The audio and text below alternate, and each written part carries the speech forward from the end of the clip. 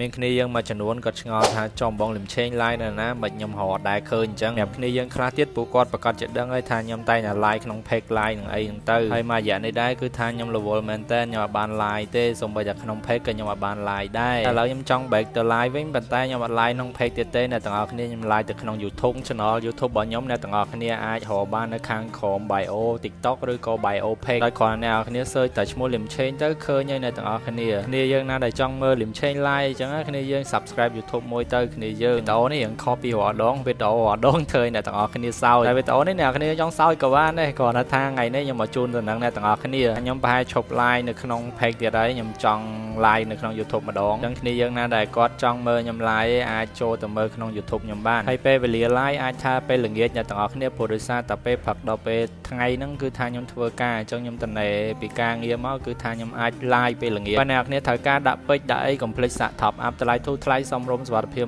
100% ឈ្មោះបកគាត់ដែលខ្ញុំមិនសិននឹងឯងគ្នាយើងបើអ្នកគ្នាត្រូវការ app rank ឬក៏ទិញលក់ account នេះអាចតាក់ទងមកខ្ញុំផ្ទាល់ខ្ញុំមានទទួលទិញលក់ account នឹង app rank យ៉ាចង់ចេញគ្នាយើងមានអារម្មណ៍ថាដូចចង់ឈឺវិញអូយប្រាសាយវិញគ្នាយើងឡើងរៀងតឹងចំោះវិញនេះអត់យល់ទេ